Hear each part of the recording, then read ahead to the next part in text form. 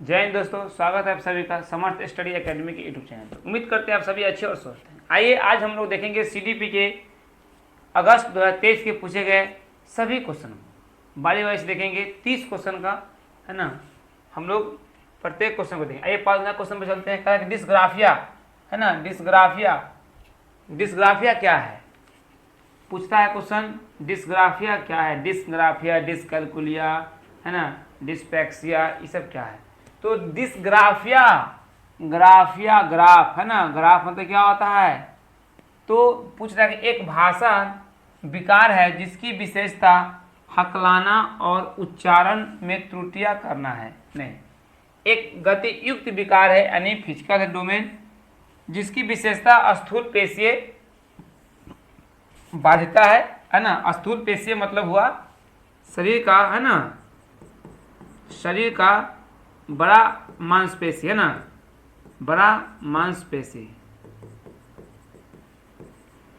मांसपेशी का उपयोग करना, जैसे कूदना, टहलना, दौड़ना, स्विमिंग करना, ये सब क्या हुआ, स्थूल पेशीय में आ गया। ग्रॉस एक तंत्रिकीय विकार है जिसकी विशेषता अक्षरों और आकारों को बनाने में कठिनाई आती है।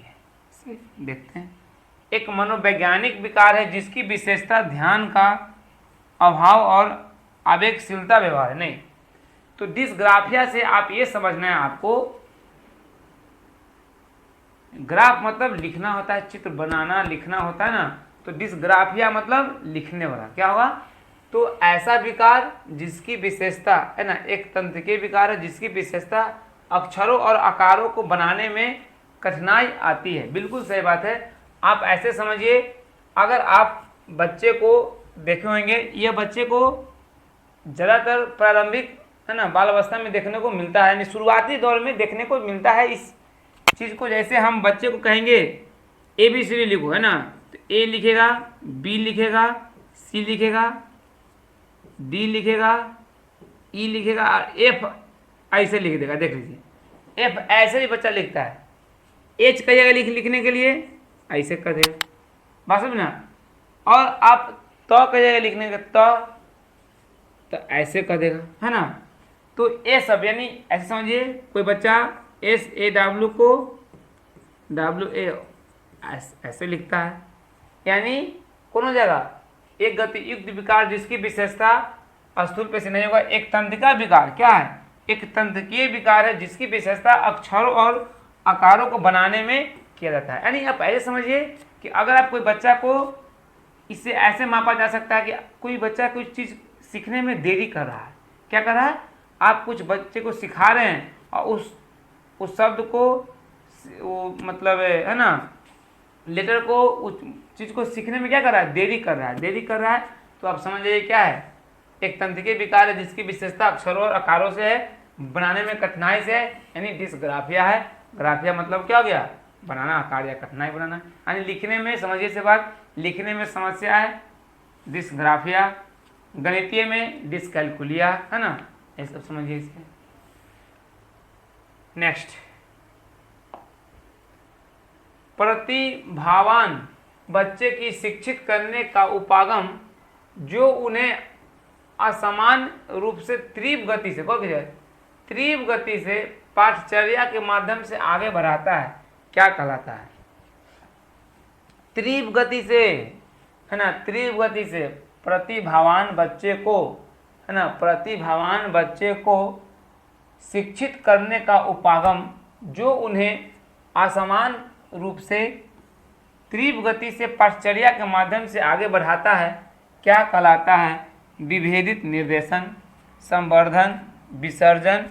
तो गति है, तीव्र गति से क्या देगा, त्वरण यानी गतिवर्धन। क्या देगा, गतिवर्धन, यानी बच्चे को क्या कहा जाएगा है ना, प्रतिभावान बच्चे को शिक्षित करने का उपागम जो उन्हें असमान रूप से क्या करेगा, तीव्र गति से पाठचर्या के माध्यम से आगे बढ़ाने में मदद करेगा, उससे हम लोग गतिवर्धन बोला जाएगा, यानी त्वरण बोला जाएगा।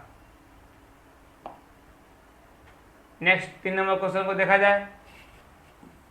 बोला कि शिक्षक जो समावेशी कक्षाओं की दिशा में काम कर रहे हैं उन्हें चाहिए कि वे क्या करें। शिक्षक जो समावेशी है ना दिशा में काम कर रहे हैं, समावेशी कक्षाओं की दिशा में काम कर रहे हैं, उन्हें क्या चाहिए? तो पाठचर्या में अनुकूलन करें, बिल्कुल सही बात है। विविध दृष्टिकोण को शामिल करें, विविध दृष्टिकोण, यहाँ पे बच्चे को सीखने का दायरा क्या हो जाएगा? बढ़ जाएगा, है ना।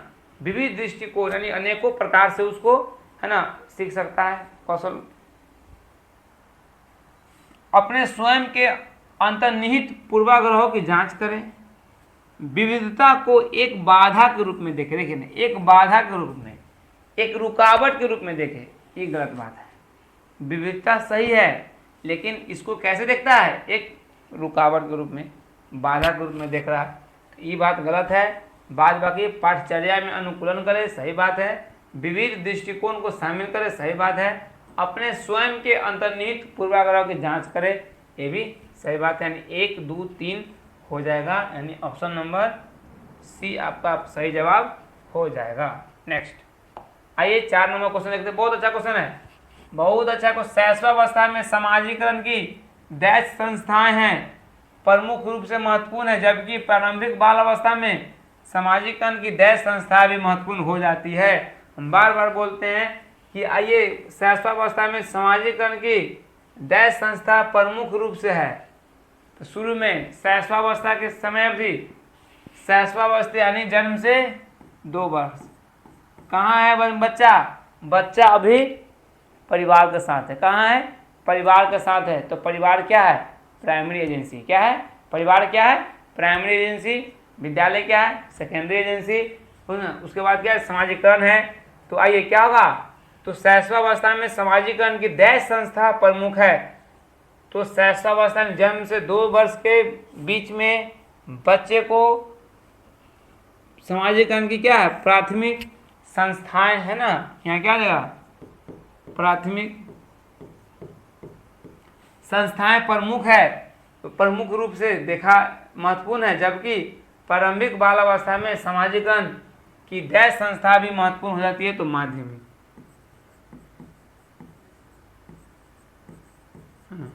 चलिए तो क्या हो गया आपका? ऑप्शन नंबर बी हो जाएगा।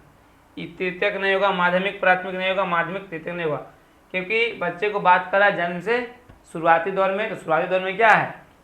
प्राथमिक हो जाएगा।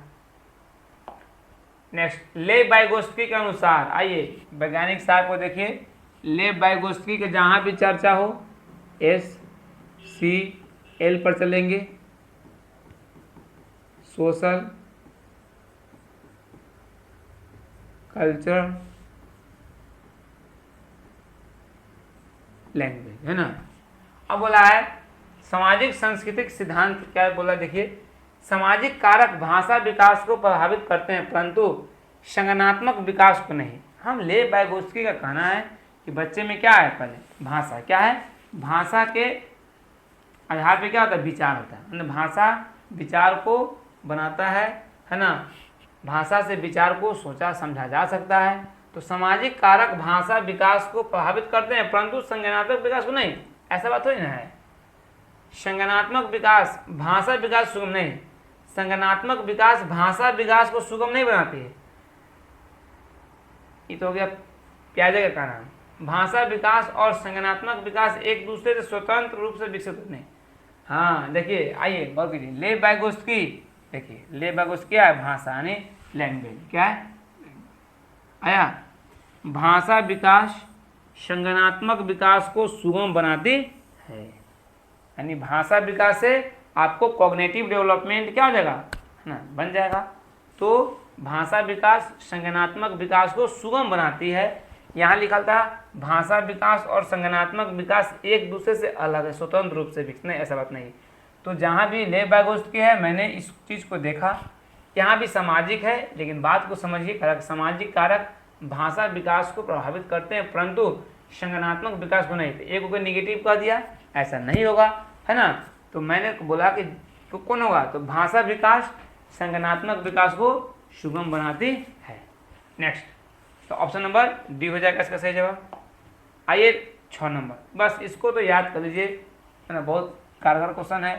कह रहा कि लॉरेंस कोहलबर्ग के नैतिक तर्क के किस स्तर पर बच्चे आमतौर पर मानते हैं कि लोगों को समाज की अपेक्षाओं पर खरा उतरना, क्या करना, खरा उतरना, एक मतलब है खरा उतरना मतलब बच्चा पारंपरिक अवस्था में है ना, चाहिए और अच्छे तरीके से व्यवहार करना चाहिए, यानी अच्छा लड़का अच्छा लड़की बोला गया है ना, कन्वेंशनल। तो ये क्या हो जाएगा, उत्तर संक्रियात्मक स्तर है कि पूर्व पारंपरिक स्तर है कि पारंपरिक स्तर है कि पूर्व संक्रियात्मक स्तर है, बताइए कौन ऑप्शन होगा। तो बच्चे कोहलबर्ग के नैतिक तर्क पर किस बच्चे आमतौर पर मानते हैं कि लोगों को समाज की अपेक्षाओं पर खरा उतरना, अच्छा लड़का अच्छे है ना, अच्छा लड़की अच्छा लड़का अच्छा लड़की विन्यास, सामाजिक अनुबंध को बनाए रखना, समाज में दिए गए कानून क्या करना, बनाए रखना, उस पर खरे उतरना। एक किस में है, स्तर लेवल 2 में, कौन में है, लेवल 2, लेवल 2 का है ना, लेवल 2 में है। तो आइए तो कौन ऑप्शन हो जाएगा, लेवल 2 क्या कहते हैं, पहला को बोलते हैं प्री कन्वेंशनल है ना।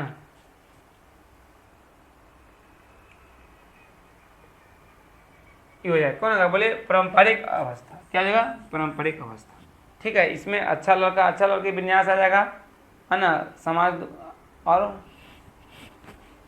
द्वारा बनाए गए कानून को क्या करना, समाज की अपेक्षाओं पर खरा उतरना और अच्छे तरीके से व्यवहार करना, किसमें आएगा, लेवल 2 में, यानी ऑप्शन नंबर सी हो जाएगा, ये सब नहीं होगा।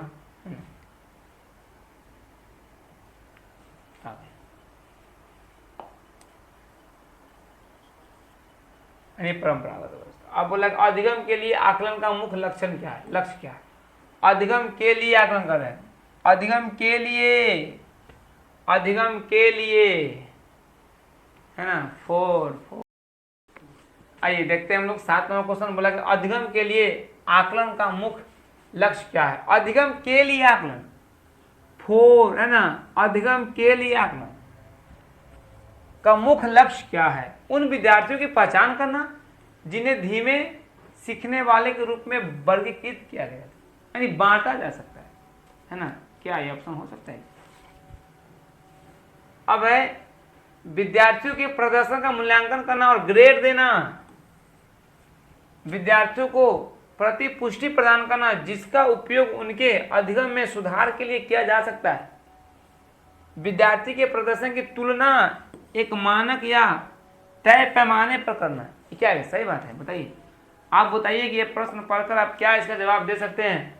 तो मैंने पढ़ा अधिगम के लिए आकलन का मुख्य लक्ष्य क्या है, अधिगम के लिए आकलन या पॉजिटिव होता है तो बच्चे उन विद्यार्थियों की पहचान करना जिन्हें धीमी सीखने वाले के रूप में बांटा है, क्या ऐसा नहीं होना चाहिए। विद्यार्थी के प्रदर्शन का मूल्यांकन करना और ग्रेड देना गलत बात है, विद्यार्थियों को प्रतिपुष्टि प्रदान करना, विद्यार्थी की प्रतिपुष्टि प्रदान करना जिसका उपयोग उनके अधिगम में सुधार के लिए किया जा सकता है, ये बात बिल्कुल सही बात है ना, ऐसा दिया जाना चाहिए जिसका उपयोग करके, ऐसा लर्निंग प्रोसेस को अपनाना चाहिए जिसका उपयोग करके उसके क्या हो, यूजफुल हो, उससे अधिगम में उसको सुधार किया जा सके, ना कि ग्रेड के आधार पर, ना कि नंबर के आधार पर, ना कि अलगाव के आधार पर किया जा सके, है ना, तुलना ये सब नहीं करना है। तो कौन हो जाएगा, ऑप्शन नंबर आपका सी हो जाएगा, सी राइट आंसर हो जाएगा। नेक्स्ट क्वेश्चन, प्रश्न संख्या 8, किस आयु में बच्चे शब्दों के खेल में शामिल हो सकते हैं और ऐसे चुटकुलों और पहेलियों को पसंद कर सकते हैं जिनमें शब्द का खेल शामिल हो, है ना, बच्चे किस अवस्था में है ये पूछ रहे हैं, बच्चे चाहे किस उम्र में है ये पूछ रहे हैं, है ना, कि शब्दों के खेल में शामिल हो सकते हैं और ऐसे चुटकुलों और पहेली को पसंद कर सकते हैं जिसमें शब्द का खेल शामिल हो। तो बताइए कौन होगा। तो बच्चे 12 वर्ष के हैं, 1 वर्ष के हैं कि 3 वर्ष के हैं कि बच्चे, यानी बच्चे कॉन्क्रीट में हैं, मूर्त अवस्था में, बच्चे कहाँ हैं,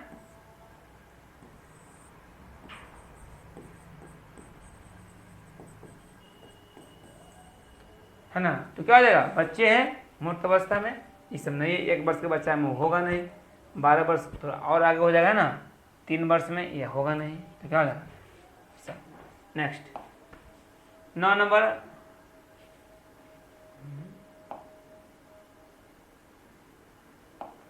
सेम क्वेश्चन है, हाँ सेम क्वेश्चन है। आइए नेक्स्ट। अब केरल गिलिगन ने कोहलबर्ग के नैतिक विकास के सिद्धांत की आलोचना की। केरल गिलिगन ने किसका आलोचना किया? कोहलबर्ग के नैतिक विकास के सिद्धांत को आलोचना किया। किस लिए क्या क्या है ना? तो इसमें जेंडर बायस पाया गया, यानी रूढ़िवादी पक्षपात को देखा गया, रूढ़िवादी को देखा गया है ना, सामाजिक संगठनात्मक दृष्टिकोण से, नारीवादी दृष्टिकोण से। किसमें? नारीवादी दृष्टिकोण से अनुवंशिक कारकों को पर्याप्त महत्व न देकर केस अध्ययन को अनुसंधान पद्धति के रूप में उपयोग करने के लिए, तो क्या नारीवादी दृष्टिकोण से, है ना। जीन प्याजे के अनुसार पूर्व संक्रियात्मक चिंतन की मुख्य विशेषताओं में से एक डैश है, जो किसी स्थिति के एक पहलू पर ध्यान केंद्रित करने और दूसरे की उपेक्षा करने की प्रवृत्ति को संदर्भित करता है। ये क्या है? देखिए इसमें क्या होता है कि बच्चा केंद्रीयन में, यानी केंद्रीकरण में ना, बच्चे कहाँ है? केंद्रीकरण में होता है। जीन प्याजे के अनुसार पूर्व संज्ञात्मक, है ना, यानी पूर्व संज्ञात्मक अवस्था में है बच्चा। चिंतन की मुख्य विशेषताओं में से एक है जो किसी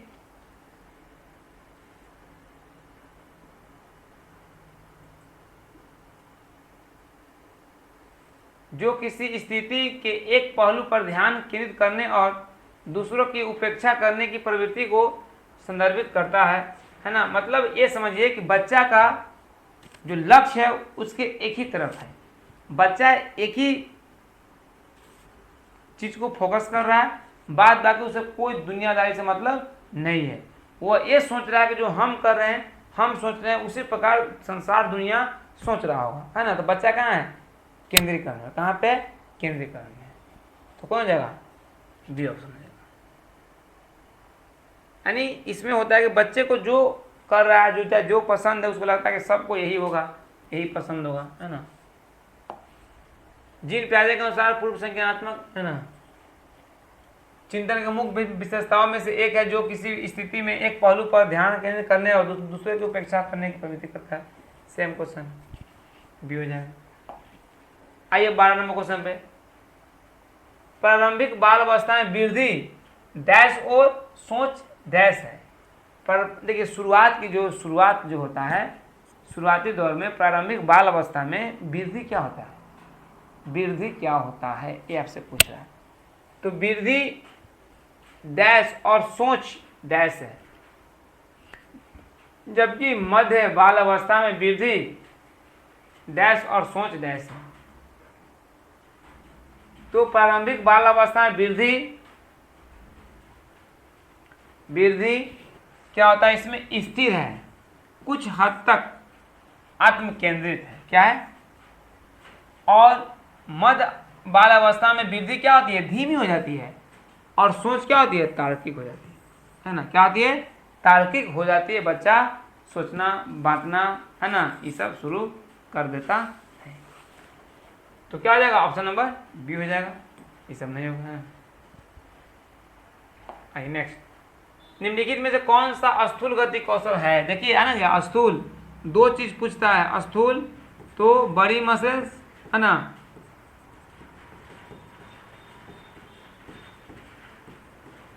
बड़ी मांसपेशियों का उपयोग, है ना, और सूक्ष्म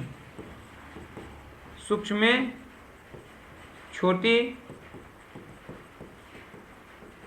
मांसपेशी का उपयोग, है ना। गौर कीजिएगा।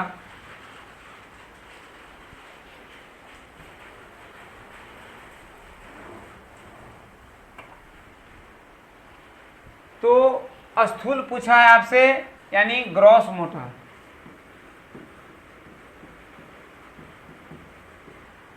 बुनाई करना 21 में आएगा, सूक्ष्म में आएगा। तैरना यही तो स्थूल में जाएगा। एक कागज पर वृत्त के रूप पांत्रिक के अनुसार काटना, सूक्ष्म। एक कागज पर एक बड़े आयत के रूप में अनुसार कर देंगे। अब कुछ भी कीजिएगा, काटिएगा तो क्या कीजिएगा? आप छोटी छोटी मांसपेशियां से उंगली से ना यूज कीजिएगा। तो शरीर के छोटा अंग का उपयोग जहां भी होगा वह सूक्ष्म गति कौशल में आ जाएगा। बड़ा मसल्स का उपयोग होगा, है ना, वह स्थूल गति कौशल में आ जाए। बस इतना याद रखना है। स्थूल गति कौशल का एग्जाम्पल बहुत सारा हो सकता है, दौड़ना, कूदना, तैरना, है ना, ये सब आ जाएगा।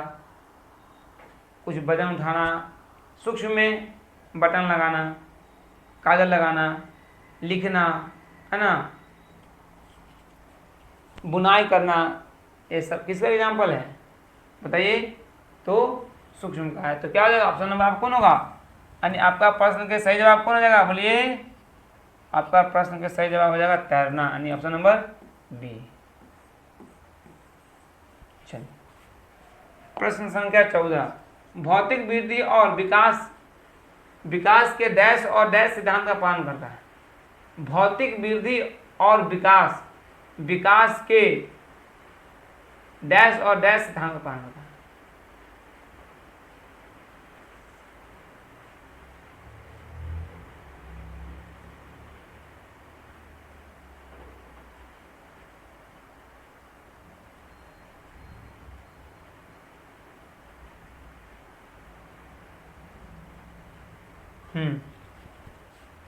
कहाँ होगा? समीपस्थ यानी अवरोही, शीर्षगामी, आंतरिक से बाहर, है ना। भौतिक वृद्धि और विकास शीर्षगामी यानी सिर से पैर की ओर, सिर से पैर की ओर। जब बच्चा छोटा रहता है तो वो पहले पैर की भल नहीं चल पाता है ना, वह बैठेगा जब कुछ तो सिर के बल से, कहाँ से?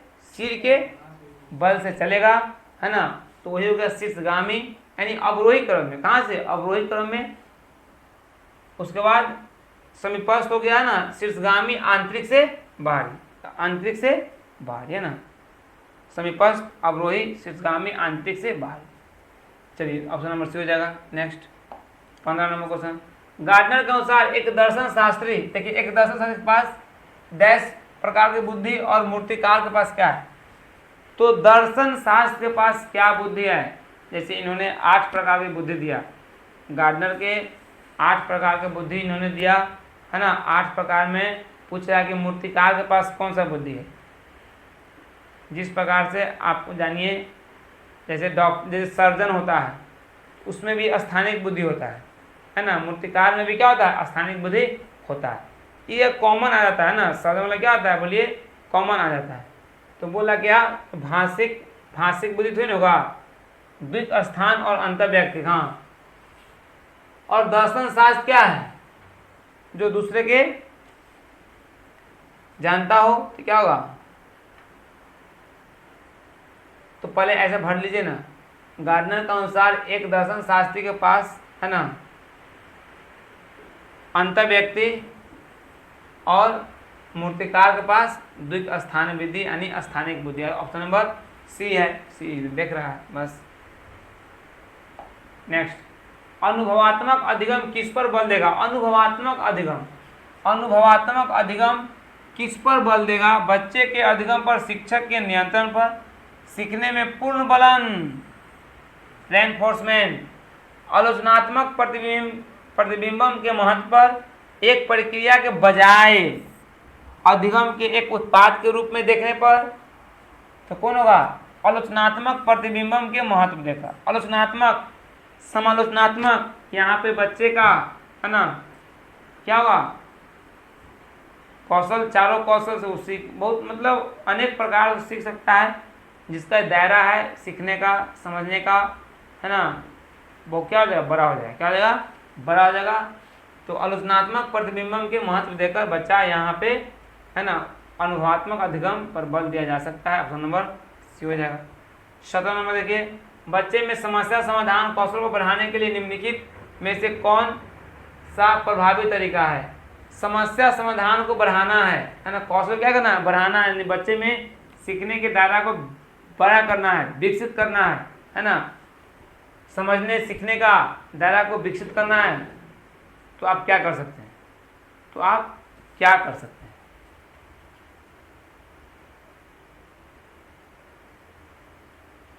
स्वतंत्र चिंतन को हतोत्साहित करना और घोषणात्मक ज्ञान पर ध्यान केंद्रित करना। हतोत्साहित लग गया, ऑप्शन होगा नहीं।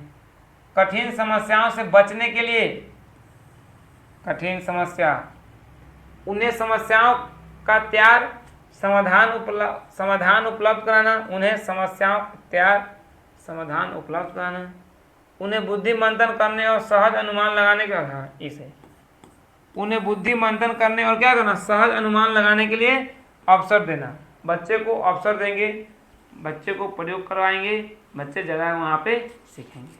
यानी इस जगह पे, इस स्थान पे बच्चे को सीखने का, है ना, लाभ लेने का, सीखने का क्या है, ऑप्शन मिल रहा है।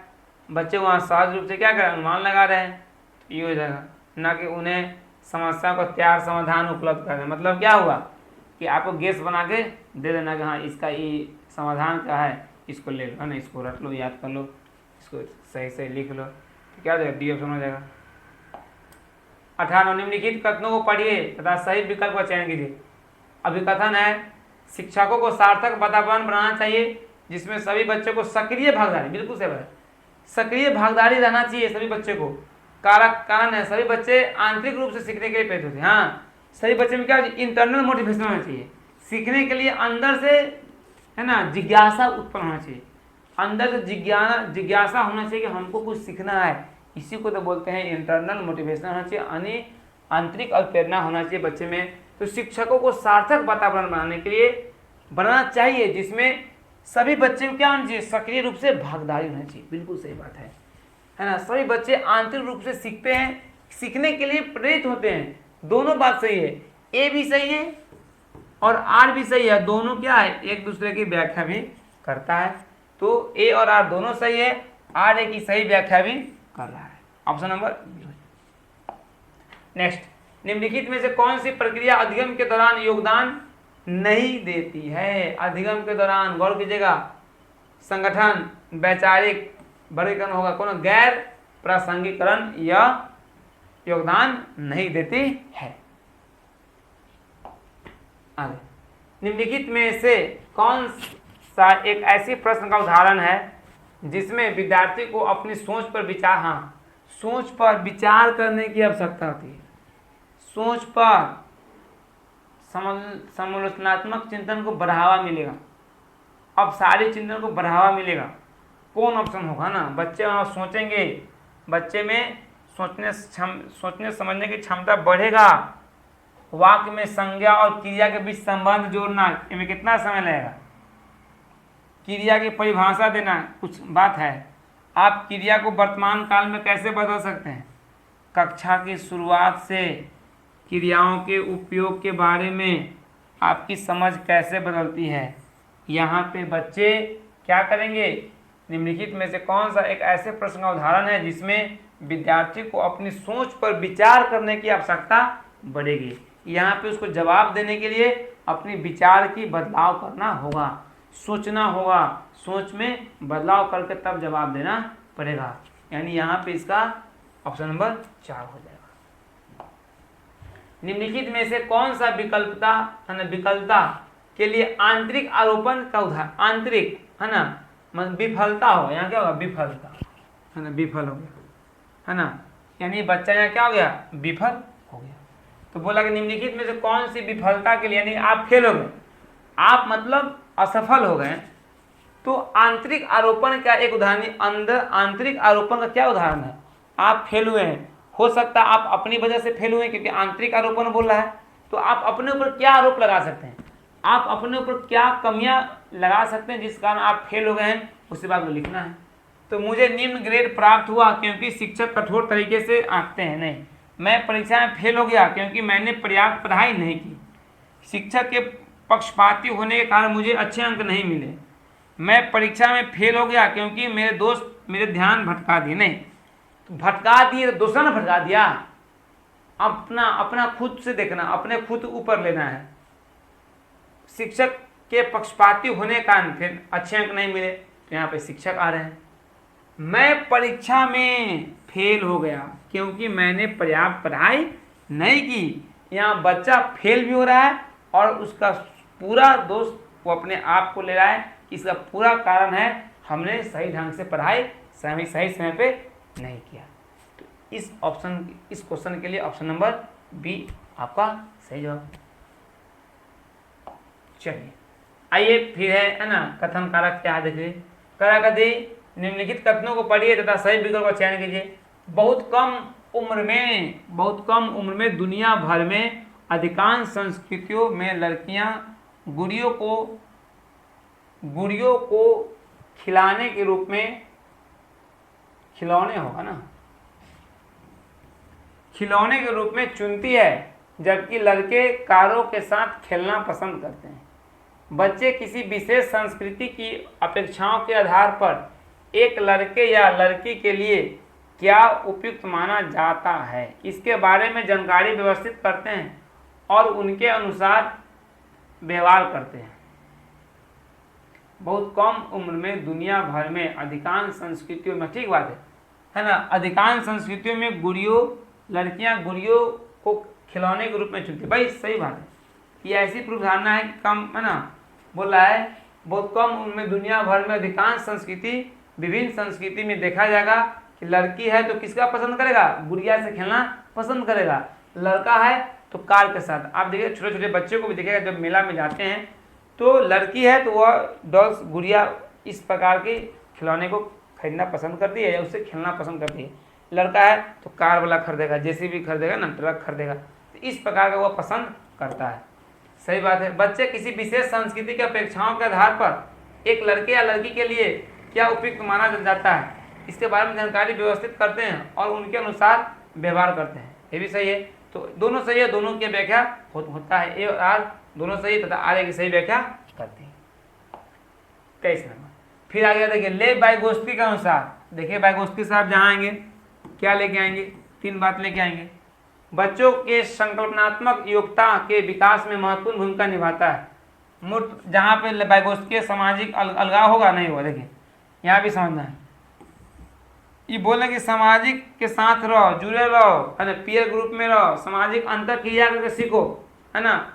समाज में बच्चा है ना अंतर क्रिया करके सीखता है। यहाँ बोला कि सामाजिक अलगाव, पुरस्कार लग गया, मानकीकृत लग गया, सहकर्मी सहयोग, है ना, सहकर्मी सहयोग, है ना, पीयर लर्निंग हो गया, है नहीं।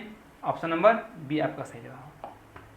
ले वाइगोत्स्की के सिद्धांत के अनुसार आंतरिक वाक, आंतरिक वाक क्या होता है ना, यानी अब बच्चे अपने से खुद से बात करते हैं, प्राइवेट स्पीच है ना। आंतरिक वाक क्या है ना, बच्चे अपने से बोलते हैं तो उसमें क्या होता है, विचार भाषा को या मतलब भाषा विकास क्या करते हैं, सुगम बनाती है। तो क्या है, आइए, तो बच्चे के लिए एक काल्पनिक दोस्त के साथ संप्रेषण करने का एक तरीका है, संज्ञानात्मक अपरिपक्वता का प्रतीक है, विकासात्मक देरी का संकेत है, बच्चे के लिए अपनी सोच को नियंत्रित करने का एक तरीका है। यानी बच्चे जब अपने है ना सिद्धांत को वाइगोत्स्की के अनुसार आंतरिक वाक है, तो बच्चे के लिए अपनी सोच को क्या कहते हैं, अपनी सोच को नियंत्रित कर रही है, अपनी जो सोच है उसका क्या कर रही है, नियंत्रण करने का ये क्या है, एक तरीका है, ना कि ये सब है। Option number D.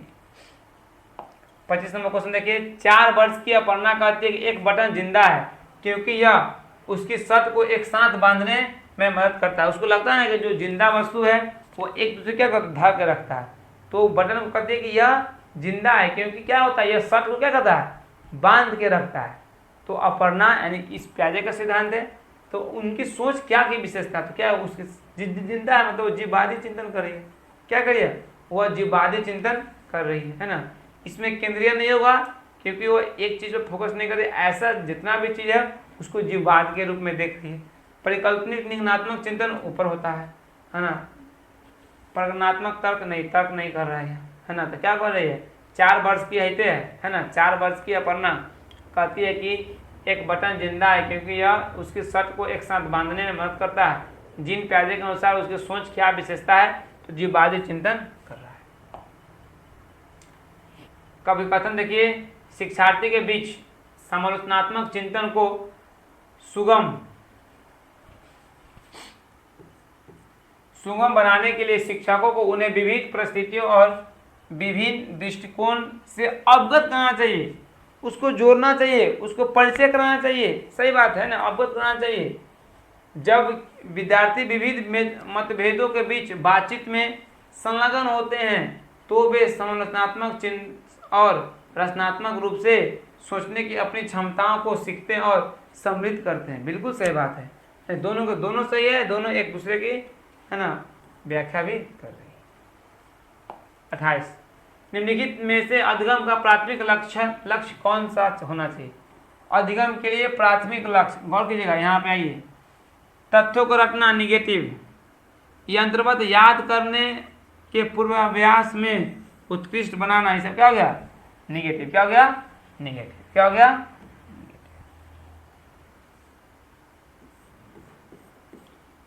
समकक्षियों के साथ प्रतिस्पर्धा, देखिए प्रतिस्पर्धा, कंपटीशन, याद रटना, समालोचनात्मक चिंतन का विकास, ऑप्शन नंबर डी। नेक्स्ट, बच्चे सबसे प्रभावी ढंग से तब सीखते हैं यदि कोई अवधारणा क्या हो? अवधारणा क्या हो? बच्चे सबसे प्रभावी ढंग से वहां सीखेंगे, तब सीखेंगे यदि कोई अवधारणा क्या हो? समान से विशिष्ट की ओर बढ़ती हो, अमूर्त से मूर्त की ओर हो, जटिल से सरल की ओर हो, तर्कसंगत से अनुभवजन की ओर नहीं, तो समान से कहाँ हो? विशिष्ट की ओर हो। कहाँ हो? समान से विशिष्ट की ओर। बच्चे सबसे प्रभावी ढंग से वहां सीखेंगे अगर कोई अवधारणा कहाँ हो? समान से विशिष्ट, है ना। लास्ट क्वेश्चन है आज का, है ना, आज के सेशन का लास्ट क्वेश्चन है। देखिए, और जितना भी क्वेश्चन है ये सब पढ़ाया गया, डिस्कशन कराया गया, ये सभी आपको एग्जाम के लिए बहुत हेल्पफुल होने वाला है। एग्जाम में आपको इस कॉन्सेप्ट को देखिए, समझिए कि हमने ये प्रश्न 30 क्वेश्चन को कैसे सोल्व किया, है ना, उस तरीका को अपनाइए। उम्मीद करते हैं कि आपका क्वेश्चन एक भी रुकेगा नहीं। बस तरीका अपनाना है। आप समय के अनुसार पढ़ लिए सिलेबस, तब पर भी अच्छा बात है। अगर नहीं पढ़े हैं तब पर भी कोई बात नहीं है। बस तरीका होना चाहिए कि क्वेश्चन को कैसे छांटा जाए, क्वेश्चन को कैसे हटाया जाए। ऑप्शन का खेल है।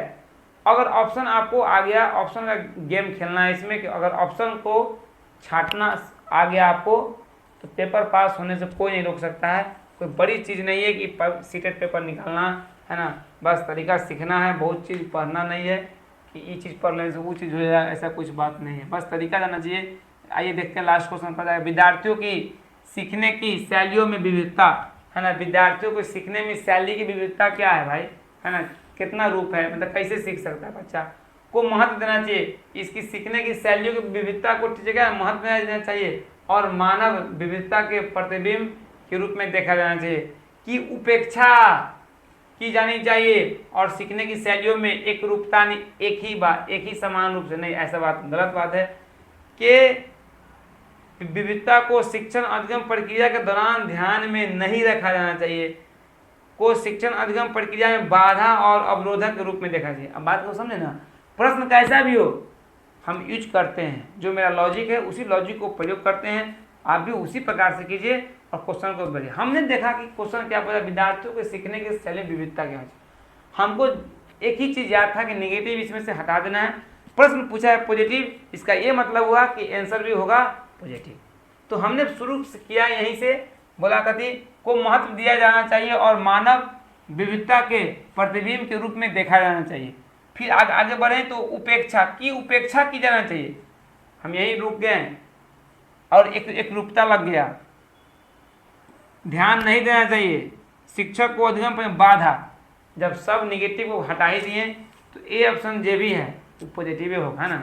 अब पॉजिटिव है देख लीजिए, महत्व दिया जाना चाहिए और मानव विविधता को प्रतिबिंब के रूप में देखा जाना चाहिए। यानी आपका ऑप्शन नंबर ए हो गया इस प्रश्न के सही जवाब। चलिए आज के लिए इतना ही, मिलते हैं हम लोग फिर नेक्स्ट वीडियो में। अगर क्लास अच्छा लगे तो लाइक सब्सक्राइब शेयर कर दीजिएगा।